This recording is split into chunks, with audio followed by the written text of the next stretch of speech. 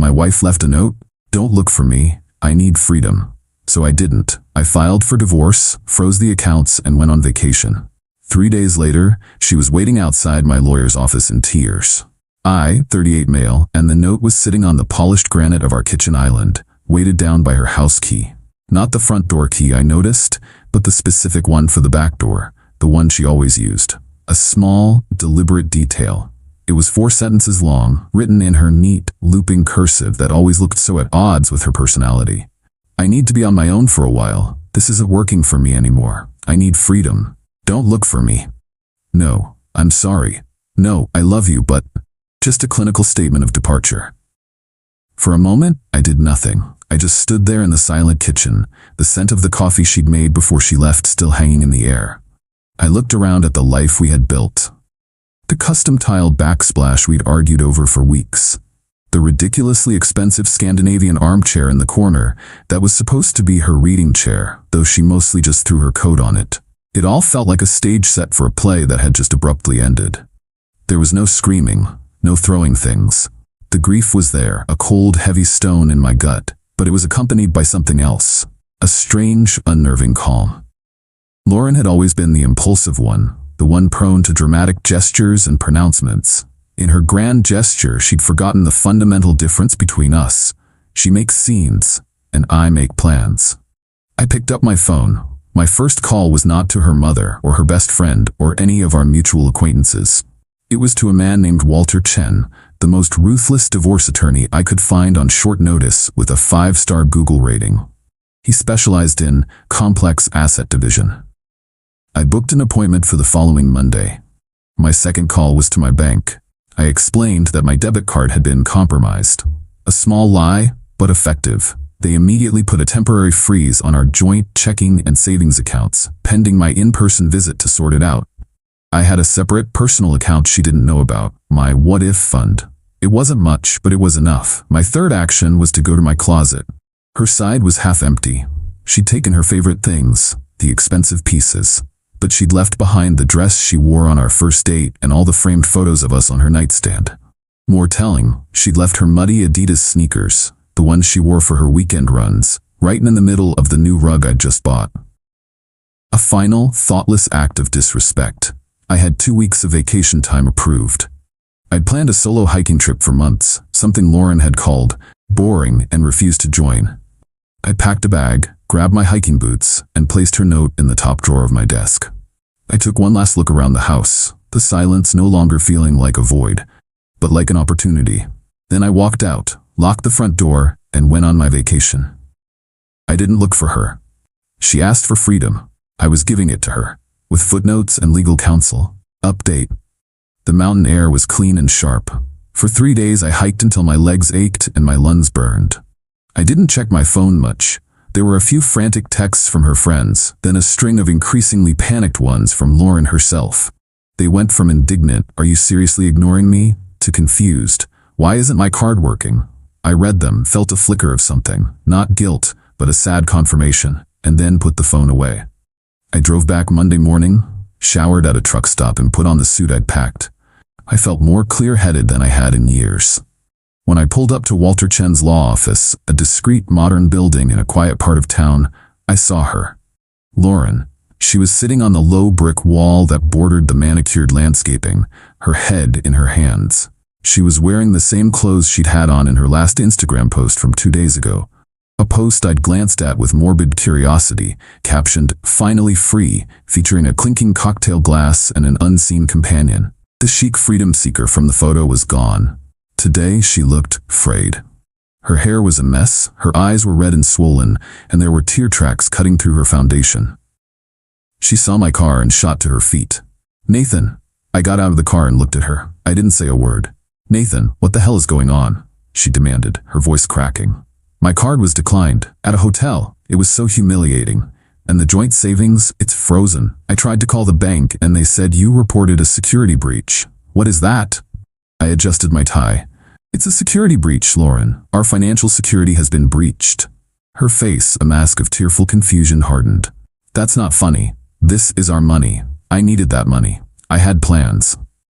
"I'm sure you did," I said, my voice even. I started walking towards the office door. She scurried to keep up, her tone shifting from anger to a kind of desperate pleading. "Okay, look, maybe I should have talked to you," she said, grabbing my arm. I stopped and looked down at her hand until she let go. But I was suffocating. I needed space. A break. That's all this was. A little break to clear my head. And I come back to this? You hired a lawyer? I saw the email confirmation on the tablet. A divorce lawyer, Nathan. Are you insane? This was the moment that crystallized everything. She hadn't left me. She had just put me on pause, expecting me to wait patiently in the wings until she decided she was done with her break. The sheer, blinding entitlement of it was almost impressive. "You left a note, Lauren," I said, my voice dangerously soft. It said, "Don't look for me."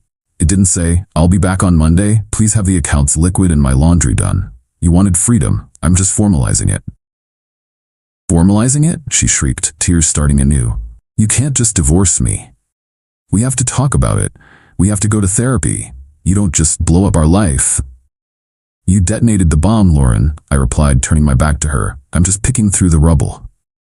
I opened the heavy glass door to the law firm. The last thing I heard as it swished shut behind me was her sobbing my name. A question laced with a dawning, horrified understanding. Update. A week of blessed silence was broken by a phone call from an unknown number. I let it go to voicemail. The message was from a man. His voice was smooth, confident, the kind of voice that's used to getting its way. "Nathan, this is Kyle. Listen, I think we got off on the wrong foot here. Lauren is obviously very upset and you're not being rational. Why don't you and I have a man-to-man chat and figure this out? Give me a call." Kyle. I knew the name. He was a senior manager from her marketing department, the one she'd laughed with a little too long at the company Christmas party. The one whose name had popped up in late-night texts I'd pretended not to see. I didn't call him back. Instead, I forwarded the voicemail audio file to Walter Chen with the subject line, "For the file." The next evening, they appeared at my door. I saw them through the peephole, Lauren standing slightly behind Kyle, who had his hand possessively on her lower back. He looked exactly as I'd pictured, expensive haircut, smug expression, wearing a jacket that probably cost more than my monthly mortgage payment. He rang the doorbell with a sharp, impatient jab. I opened the door a few inches, leaving the security chain on. "Yes?" Kyle's smile was pure condescension. "Nathan. Good, we need to talk." "I'm talking to my lawyer," I said. "You should have Lauren talk to hers." "Now see, that's the kind of attitude that's making this so difficult," he said, trying to lean into the doorway. The chain held. "Lauren is willing to be reasonable. She's willing to come home, to let you calm down, and we can all sort this out like adults." "We?" I asked, looking past him at Lauren, who refused to meet my eyes. "There is no we. There's you, and there's me, and she made her choice." Lauren finally spoke, her voice thin. "Nathan, please, he's just trying to help. This has all been a huge misunderstanding. Just let me in so I can get my things." "Your things will be handled by our attorneys," I said flatly. Then I looked her in the eye. "Besides, the key you left wouldn't have worked anyway." Her brow furrowed in confusion. "What are you talking about?" "The locks were changed the morning I left for my trip," I said. "You vacated the property. You have no legal right to be here." Kyle scoffed, his charm curdling into aggression. "Don't be an ass. This is her home. We just need to get her passport and some of her clothes." "Then her lawyer can send my lawyer a formal request," I said, and began to close the door. Kyle's hand shot out, pushing against it. "You're gonna regret this. I can make things very difficult for you." The threat hung in the air. It was clumsy, stupid, and the best gift he could have given me. I looked him dead in the eye. "Is that a threat, Kyle?" He faltered just for a second. "It's advice." "I'll add it to the file," I said, and closed the door. I heard them muttering outside for a few minutes before their footsteps retreated. That night, the quiet of the house felt different. Heavier. The stone in my gut was back. I walked into my home office and powered up our old shared desktop computer. I'd never had a reason to be suspicious before, or maybe I'd chosen not to be. It didn't take long. She hadn't even bothered to delete her browser history. There it was. Hotel bookings, restaurant reservations, and a private Instagram chat log between her and Kyle going back 6 months. It was all there. The deception, the planning, the casual cruelty, comments about my predictability, jokes about the boring life she was about to escape. The final message from her, sent the morning she left. "Note is on the counter. Freedom awaits. See you at the hotel in an hour." K3. I methodically took screenshots of everything, every single message. I saved them to a thumb drive, labeled it leverage, and emailed a copy to Walter. The grief was still there, but now it had a hard, sharp edge. It was turning into fuel. Update. The next month was a masterclass in bureaucratic fallout. I didn't have to be a mastermind. I just had to be organized and tell the truth. First, the house. We were renting, with an option to buy that I had been saving for. The lease was up for renewal. When the landlord called, I explained the situation simply. Lauren has permanently vacated the premises as of this date. I have a signed, handwritten note from her confirming this. I would like to renew the lease in my name only. I emailed him a picture of the note. He was a reasonable man who hated complications. He drew up a new lease for me alone. A week later, Lauren called me hysterical. The landlord said I'm not on the lease. He said if I try to enter the property, he'll call the police. You can't do that, Nathan. My name has been on that lease for 5 years. You abandoned the lease, Lauren, I said, repeating the words Walter had coached me to use, and my lawyer has the documentation to prove it. Second, the social fallout. I didn't badmouth her to our friends. I didn't have to. Her and Kyle's behavior did all the work. They were now an official public couple. They started posting photos together at expensive dinners on weekend trips. It looked desperate, a frantic performance of happiness. Meanwhile, the news of her break and my immediate divorce filing had spread. People can do the math. I got a call from a mutual friend, Kelly. Hey, I'm so sorry about all this, she said, her voice hesitant. Honestly, it's all anyone at her office is talking about. It's gotten really awkward. People are taking sides. It turned out Kyle was married too, a fact Lauren had apparently not been privy to. His own divorce was now underway, and it was significantly messier and more public than ours. The perfect corporate couple was imploding under the weight of their own drama. The financial pressure was the real kicker. Without access to the joint accounts, Lauren was entirely dependent on Kyle. And Kyle, it seemed, was not as wealthy as his blazer suggested. His assets were tied up in his own marital home. The pinnacle of their desperation came in the form of a late-night voicemail from Lauren. It was a rambling, tearful monologue about a vacation we took 5 years ago, full of, remember how happy we were, and I don't know how we got here. It ended with, anyway, I know things are weird right now, but I really need my half of the $2,850 security deposit from the landlord. Can you just zell it to me? The audacity was breathtaking. I didn't reply. The next day, her new lawyer, a much cheaper, less effective one than her first, sent Walter an email demanding the immediate release of personal funds. Walter's reply was a work of art. It was brief, professional, and utterly devastating. It stated that all marital assets were frozen pending a final judgment, that any further communication should be between counsel, and as a final flourish, attached a single, password-protected PDF file. The file was named Kyle. It contained the first 10 pages of their Instagram DMs. The requests for money stopped immediately. Final update. 6 months after I found the note, it was over. The divorce was finalized last week. It wasn't a shouting match in a courtroom.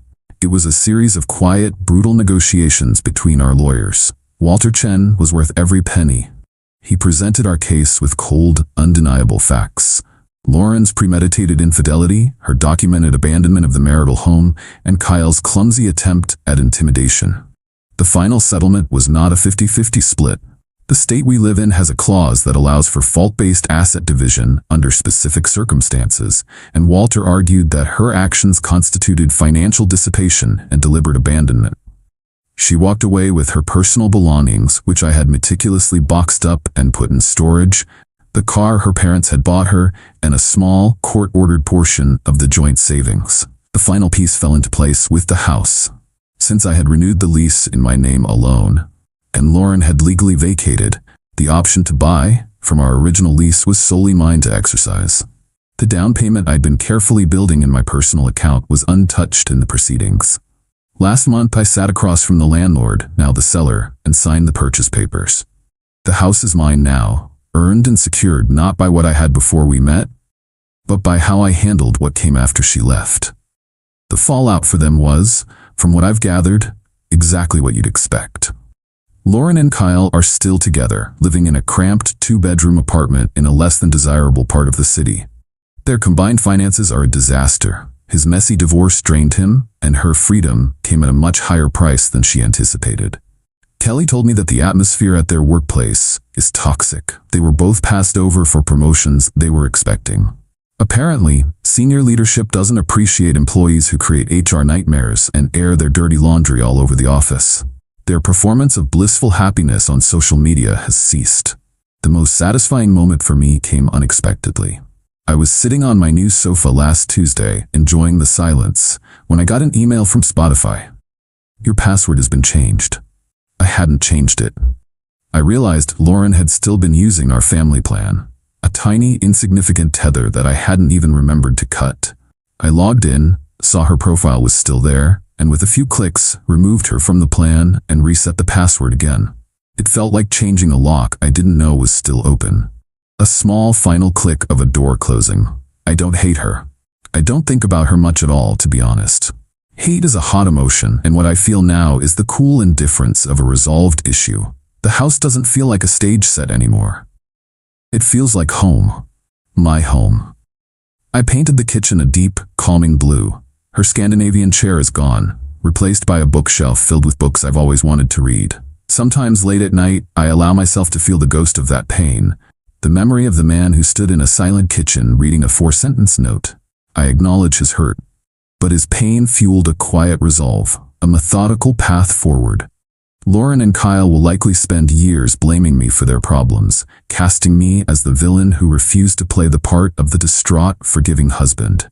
They will never understand that I didn't seek revenge. I simply got out of the way and let the consequences of their own choices catch up to them. I just held the door open and let justice serve itself.